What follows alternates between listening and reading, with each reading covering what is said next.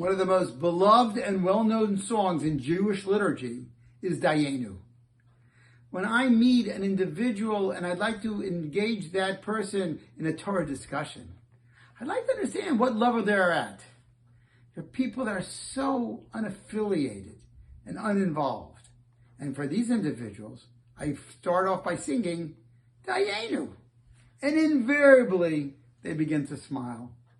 Now, some people say they're smiling because of the way that I sing. Could be right. But then I go ahead and I explain the beautiful meaning of Dayenu. It would have been enough. Hashem, you have showered us with so many great deeds. Thank you so much, Hashem. If you would have done much less, that would have been enough. Dayenu. If you, Hashem, would have taken us out of Egypt, and not judged our oppressors, Dayenu, it would have been enough. One of the verses says, Ilu kirvanu lifnei Har Sinai. If you would have brought us close to Har Sinai, v'lo nosan lanu as Torah, and you didn't give us the Torah, Dayenu, it would have been enough. Huh? It would have been enough to go to Har Sinai?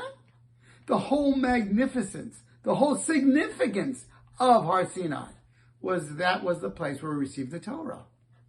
Why would it have been enough if we would only have been taken to Har Sinai?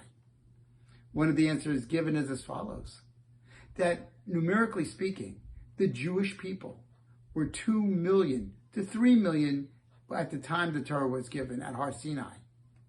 However, the terminology in the Torah is Vayichan.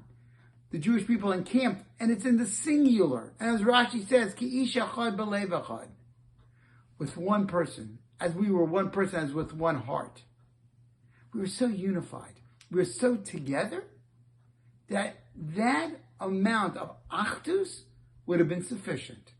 Because even if we didn't receive the Torah, because we would have helped each other out to understand what it is God wants of each and every one of us and help us achieve it.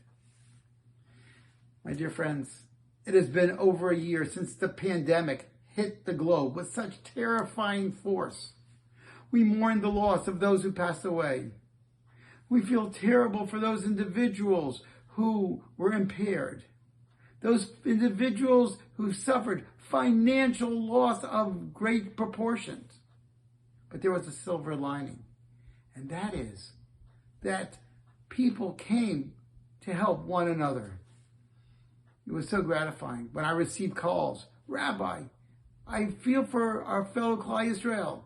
I have money to give. Could you please dispense it? Organizations, Hatzalah, Chaverim, sprung into action to help. This is the hallmark of Yiddishkeit, which is Achdus, togetherness.